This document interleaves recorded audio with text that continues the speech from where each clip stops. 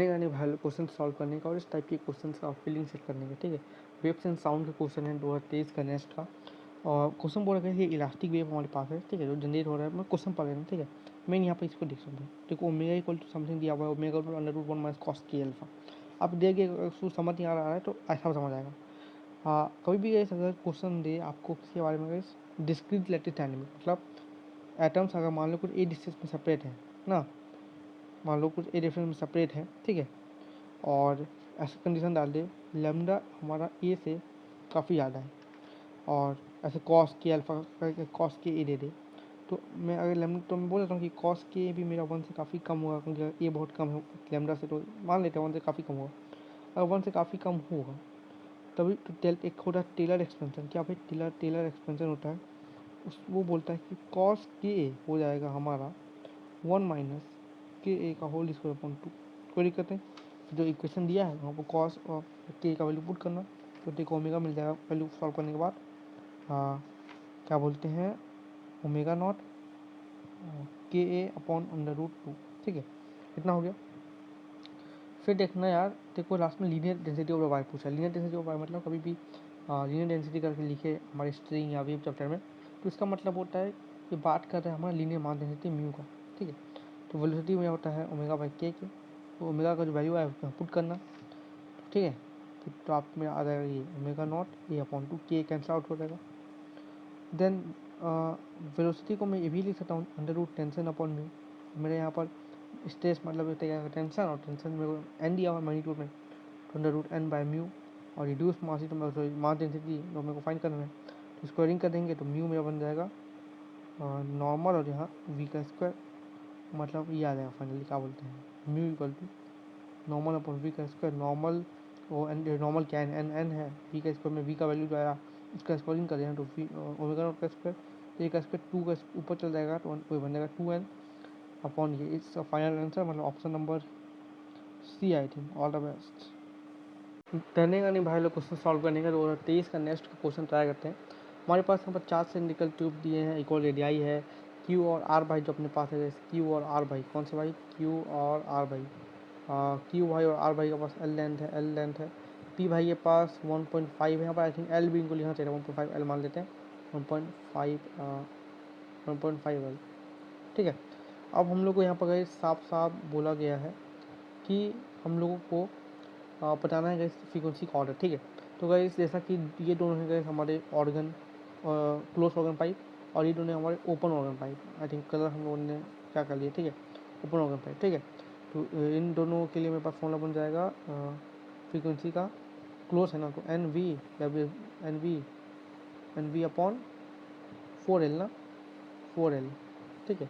और इन दोनों के लिए फॉर्मूला बन जाएगा एन वी अपॉन 2L का, ठीक है। मैं इसका मतलब साफ साफ समझ रहा हूँ कि फ्रीक्वेंसी लेंथ की इनवर्सली प्रोपोर्शन है, जिसका लेंथ कम उसका फ्रीक्वेंसी ज़्यादा। तो लेंथ की कम, लेंथ हमारी क्यू भाई का कम है, ठीक है। और यहाँ तो इसका मतलब फ्रीक्वेंसी ऑफ जो क्यू होगा वो फ्रीक्वेंसी ऑफ पी से ज़्यादा होगा।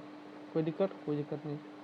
और यहाँ पर जो मेरा देख लो आर और एस में मेरा लेंथ किसका कम है, आर का कम है, और फ्रीक्वेंसी ऑफ आर एस से ज़्यादा होगा। सबसे इंपॉर्टेंट, अगर हमारे पास एक ओपन ऑर्गन पाइप है, क्लोज ऑर्गन पाइप है, तो हमेशा ओपन ऑर्गन पाइप लोगों का फ्रीक्वेंसी क्लोज से ज़्यादा होता है, इवन अगर इन लोगों का सेम लेंथ है। तो इसका मतलब ऑर्डर क्या होगा, फाइनल ऑर्डर का सबसे ज़्यादा हमारा फ्रीक्वेंसी आर भाई का, फिर एस भाई का, फिर क्यू भाई का, फिर पी भाई का। सबसे ज़्यादा आर, फिर पी, सबसे ज़्यादा आर, फिर पी, मतलब या तो ये या फिर सेकंड पे मैं देख रहा नहीं, सबसे आर फिर एस, ये option.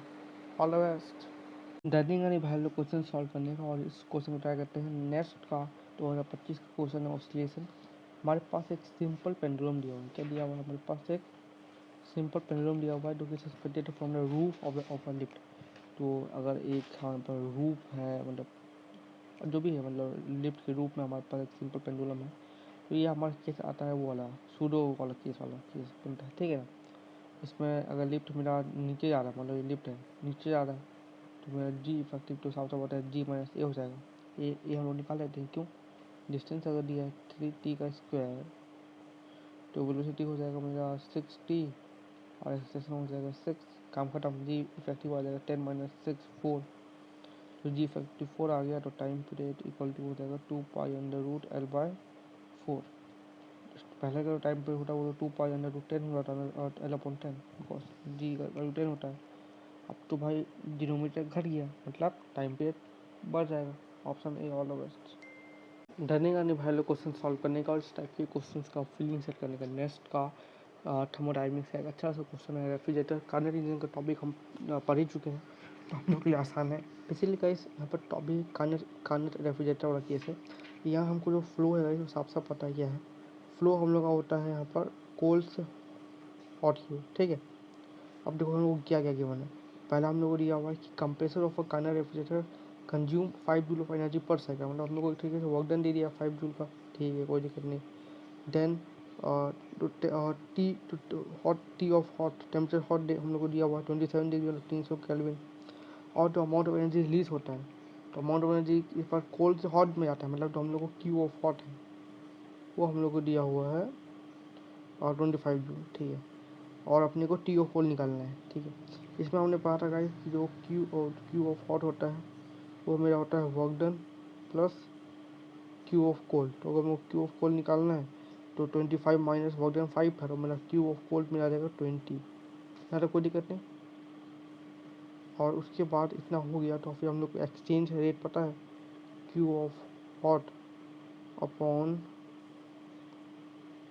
Q of cold equal to T of hot upon T of cold. Q hot आया था मेरा कितना 25, Q cold 20, T of hot मेरा 300 केल्विन और कोल्ड का टेम्परेचर अपने को निकालना है। तो इसको सॉल्व करना आपका आ जाएगा टी ऑफ कोल्ड आपका हो जाएगा 240, ठीक है केल्विन में आएगा। सेल्सियस में लाने के लिए केल्विन इक्वल टू होता है मेरा 273 प्लस सेल्सियस, तो सेल्सियस में निकालने के लिए आ जाएगा मेरा -33 माइनस। All the best. डरने का नहीं भाई लोग क्वेश्चन सॉल्व करने का। यहाँ पर हम लोग को आइडियल गैस के बारे में कुछ करेक्ट स्टेटमेंट बता रहे हैं, तो ट्राई करते हैं। पहला जो स्टेटमेंट है गाइस हम लोगों को दिया हुआ है, for an adiabatic process the work done does not depend upon the part. अच्छा, फॉर एन एडियाबैटिक प्रोसेस जो वर्क डन होता है वो पार्ट पे डिपेंड नहीं करता है। एडियाबैटिक प्रोसेस मतलब मेरा तो क्यू होगा हो जाएगा 0, क्यू 0 तो मेरा वर्क डन हो जाएगा माइनस डेल यू। और इंटरनल एनर्जी क्या होता है जो कि फर्स्ट एंड लास्ट पोजिशन में डिपेंड करता है, पार्ट पे डिपेंड नहीं करता हमारा इंडिपेंडेंट, तो वर्क डन बन जाएगा अपना इंडिपेंडेंट। सही बात है, सही बात है, ठीक है। नेक्स्ट ऑप्शन बी बोला है कि for an isothermal process entropy constant होता है। एंट्रोपी इक्वल टू होता है कि हम लोग का D Q by D T, D Q by D T, हाँ D Q by D T में चलते होता है, D Q by T, T D T T होता है, ठीक है। तो integration of D Q by D T, हाँ ये बात सच है कि ये आइसोथर्मल है, बट ये भी बात सच है कि हाँ इंट्रोपी चेंज होता है। देखो इंटीग्रेशन हो रहा है तो इंट्रोपी तो भैया अपना चेंज होगा, ठीक है। तो इंट्रोपी तो चेंज होगा, तो ये तो नहीं है भाई। तीसरा दिया है कि the total potential energy of an ideal gas time का फंक्शन है। अरे भाई आइडियल गैस में ना भाई जो टोटल एनर्जी होता है वो काइनेटिक एनर्जी ही होता है। क्या होता है आइडियल गैस में? टोटल एनर्जी काइनेटिक एनर्जी ही होता है। पोटेंशियल एनर्जी होता है 0, पोटेंशियल एनर्जी होता है 0, ठीक है। तो ये भी बात, हाँ तो हम तो हम लोग को सही स्टेटमेंट बता रहा है ना। हाँ तो ये गलत गलत हो गया, ठीक है। ऑप्शन डी बोल रहा है कि आइसोबैरिक प्रोसेस मतलब डेल पी इक्वल टू 0 पे हमारा जो क्यू होगा वो हम लोग को इसके इक्वल होगा डेल एच के। सही बात है, तो ऑल द बेस्ट।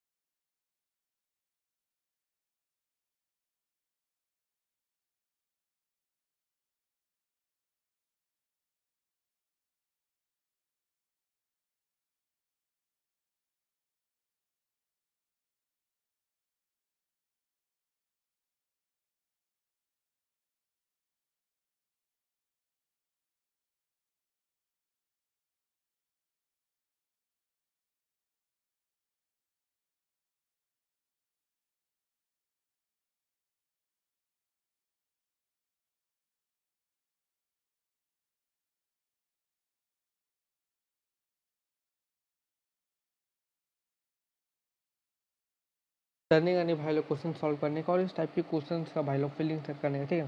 क्वेश्चन क्या बोल रहा है गाइस, हमारे पास एक आइसोबेरिक प्रोसेस है तो जिसमें एक आइडियल गैस है और mean distance between the two molecule is 4 time. देखो थर्मोडायनेमिक्स में जो मीन डिस्टेंस होता है ना, मीन डिस्टेंस क्या होता है थर्मोडायनेमिक्स में, अरे भाई क्या लिख दिया, थर्मोडायनेमिक्स में मीन डिस्टेंस क्या मैं बताता हूँ।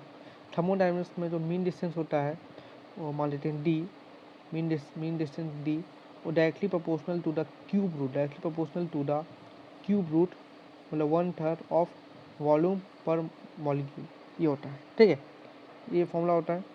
अगर ये फॉर्मूला हुआ तो मेरा 4 टाइम हो चुका है, मतलब मेरा जो सेकंड, मतलब मेरा अगर ये फॉर्मूला हुआ तो वी डैश, तो वी डैश है मेरा, वी डैश वो मेरा हो चुका है 4D का क्यूब आई थिंक, ठीक है। हाँ तो वी डैश हो चुका है मेरा 4D का क्यूब, समथिंग लाइक दैट, ऐसा कुछ हुआ है क्या। हाँ ये वी डैश हो चुका है मेरा 4D का क्यूब, मतलब 64D। वी तो स्टार्टिंग का वी था मेरा नॉर्मल डी होगा आई थिंक, मतलब वो तो मेरा हाँ डी का वो, हाँ डी का क्यूब वो मेरा डी का क्यूब होगा। अब वो 64 टाइम्स बढ़ चुका है, 64 टाइम बढ़ चुका है, ठीक है। और हम लोग को स्पीड पूछा है, फ्रीक्वेंसी पूछा है, initial final to initial sound speed, sound की स्पीड का फॉर्मूला होता है under root gamma R T by M, मतलब साफ से वो मेरे टेम्परेचर पे डिपेंड कर रहा है, साफ से टेम्परेचर पे डिपेंड कर रहा है। इसका मतलब जो मेरा वी डैश अपॉन वी होगा वो हो जाएगा मेरा under root T dash upon T, ठीक है। वी डैश क्या आया था, वी डैश में आया था मेरा क्या आया था मेरा वी डैश 64D क्यूब, ये भी मैं आया था डी क्यूब से डी क्यूब कटेगा equal to under root T dash upon T, तो ये मेरा बन जाएगा रेशियो मेरा ये बन जाएगा 8/1, 8/1 का रेशियो बन जाएगा, 8/1 का रेशियो, मतलब option number B, all the best.